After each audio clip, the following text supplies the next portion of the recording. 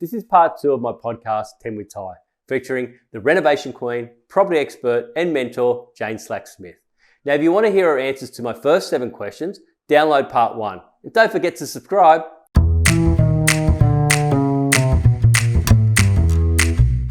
Number 8, what legacy do you want to leave yourself or your community or your children? What legacy would you like to leave after? I think, when I think about legacies and impact, and I think about, the emails and the messages I get to people who say, my life has changed.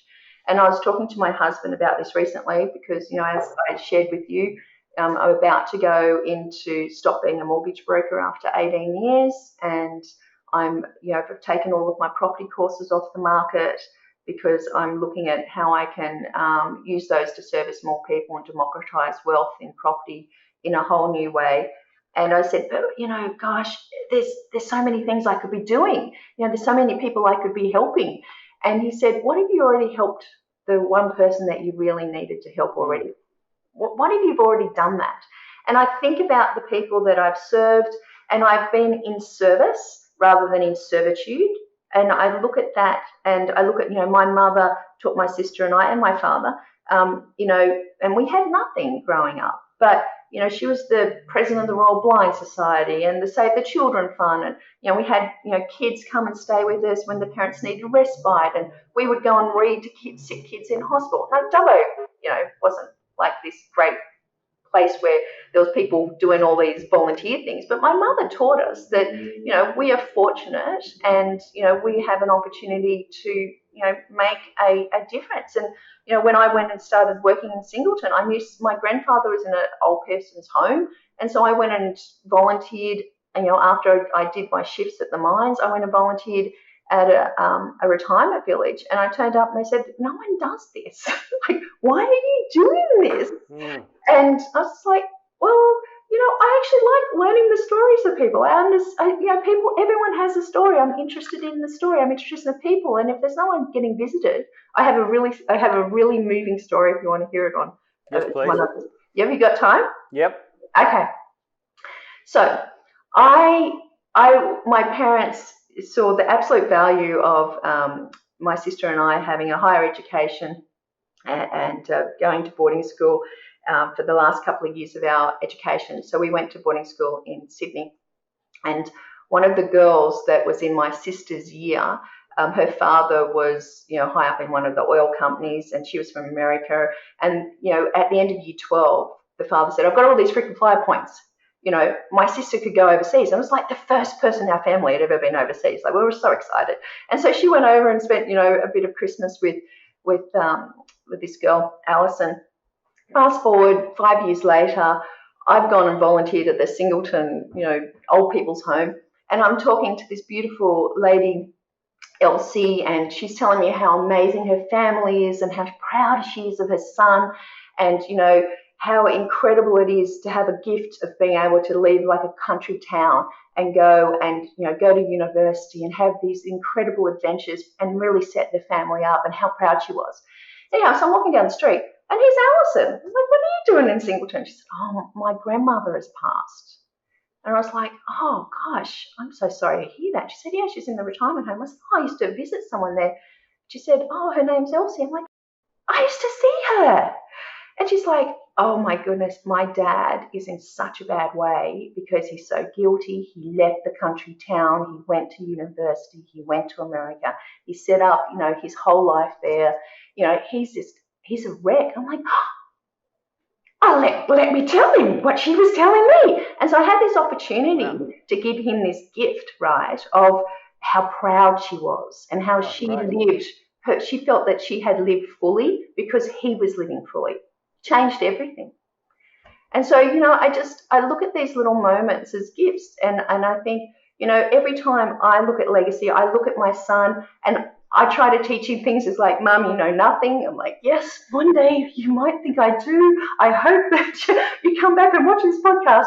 But, I look at that, and it's just those intergenerational changes. I always imagined the reason I started Investors Choice Mortgages, Your Property Success, was I was like, if more than 50% of the relationships end in divorce. And there's kids in these dual relationships of moving here and there, and they don't have the parents sitting at the table. They don't have people modeling what good, healthy relationships and money are like. If I can actually keep more parents together, because the number one reason for divorce is financial, and they're having these conversations and saying, this is, come and help us paint the investment property. No, I don't want to do that. Come on, if we do this, the rent goes up $50 a week and you can have, an extra lolly, whatever it is. They're learning this, and it creates intergenerational change. That's why I spent the last 20 years in doing that. That's fantastic. I'm sure many people appreciate it too, Jane. Thank you. Okay.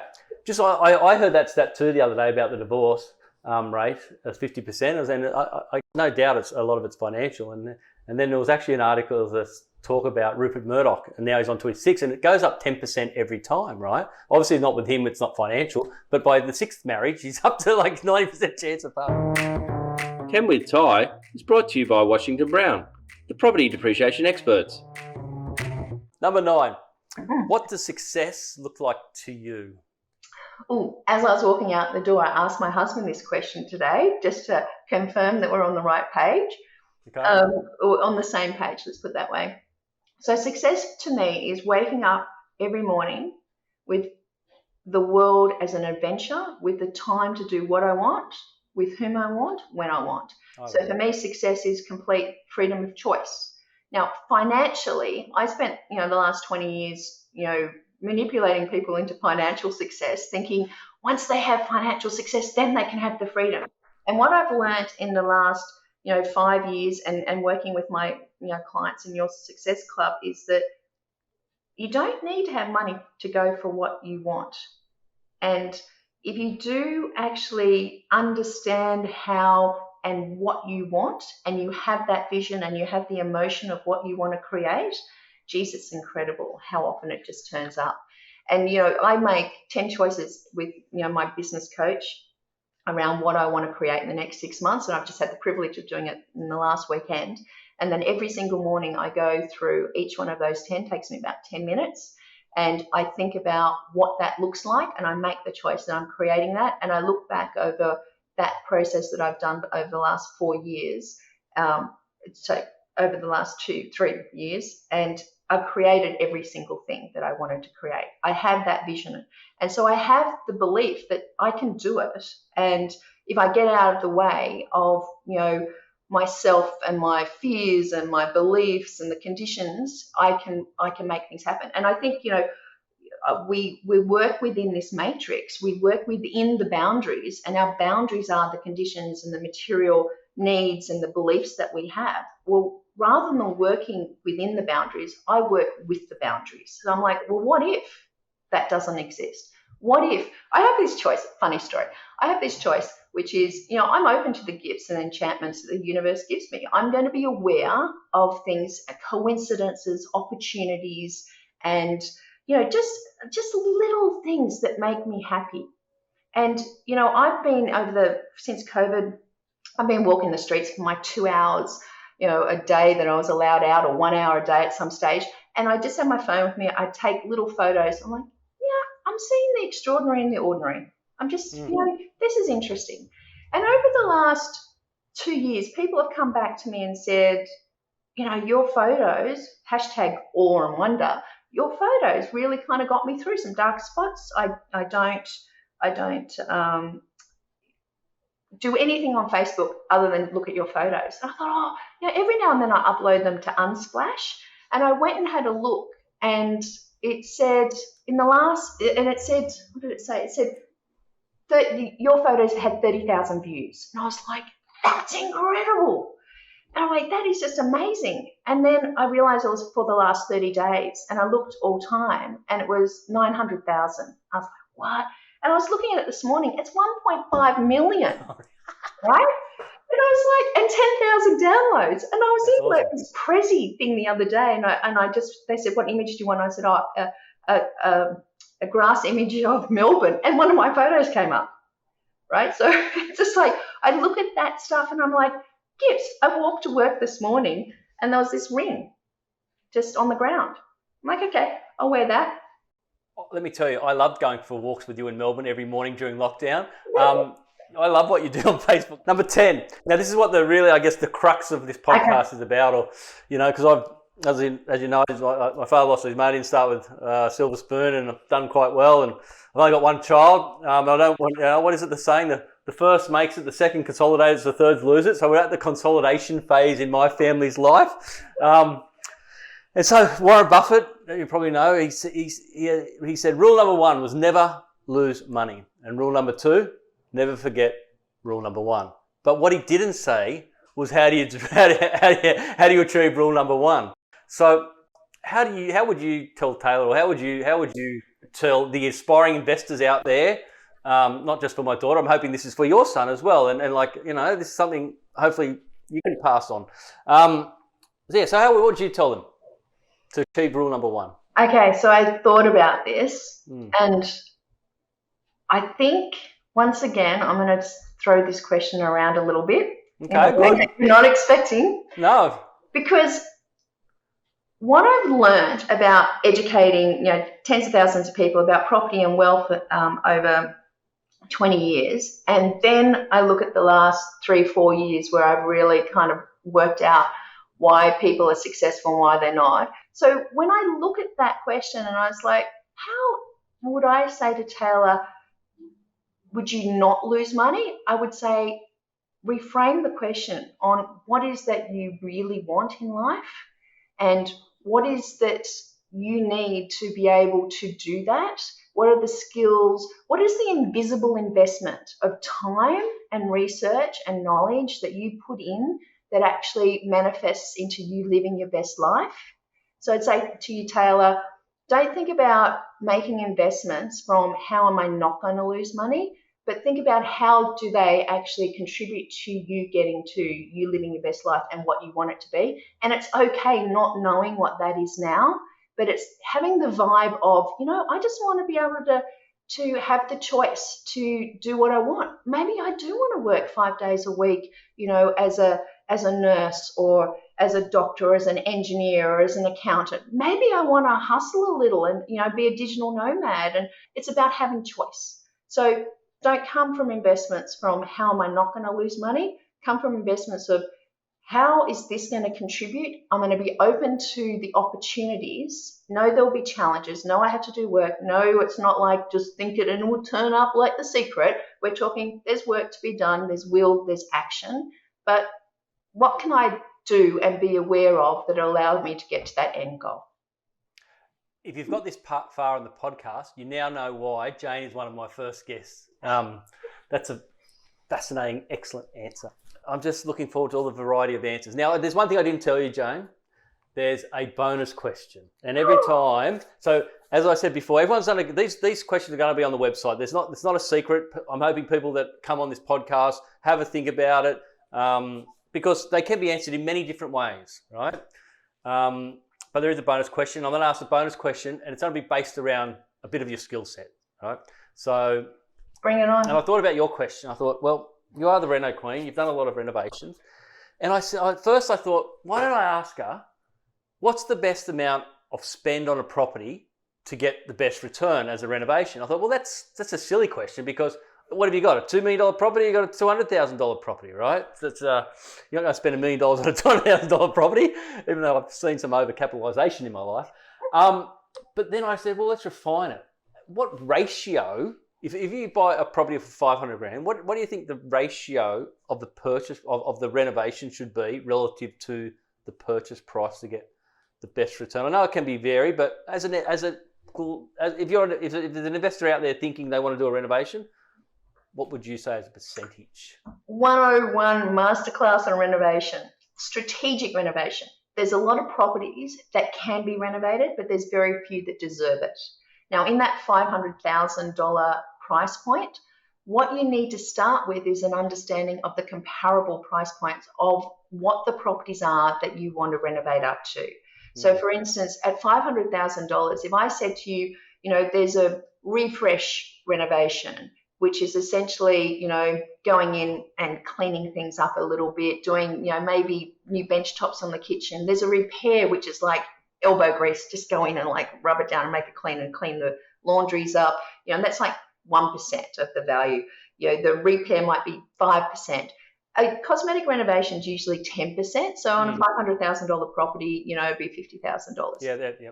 Now, I would never, and then there's the, restructure where you're spending a significant 30 to 40%, new, butler's pantry, the box on the back, all those kind of things that I taught for years. But when I look at, if I was going to say, the best way to look at it is like, I won't do a renovation if I can't make $2 for every $1 I spend. So for a $500,000 property, if I'm spending $50,000, I need it to go up to $600,000. So $2, my profit's $50,000, my cost's $50,000, $500,000 gets me to $600,000. If I can't find a $600,000 property in that suburb, in that area, that's, not a 4-bedroom when mine's a 3-bedroom, not on 600 square meters when I'm on 300 square meters. If I can't find a like for like at $600,000, then looks like it, and know that I can do the renovation for $50,000 to get to that level. So I'm not talking like there's a pool. I'm talking, cosmetic renovation. Then I walk.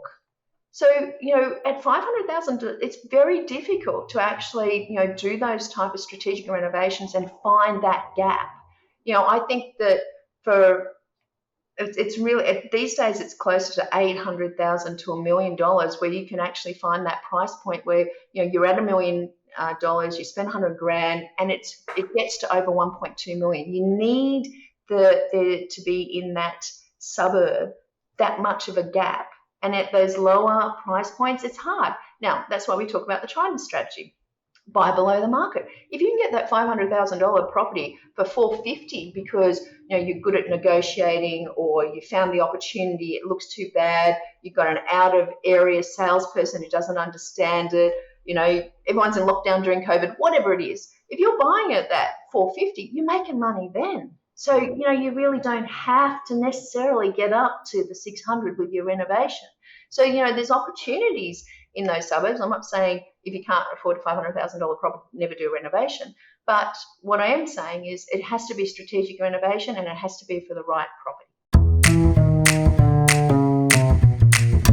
If you own an investment property, then Washington Brown can help you pay less tax with an ATO-compliant depreciation schedule.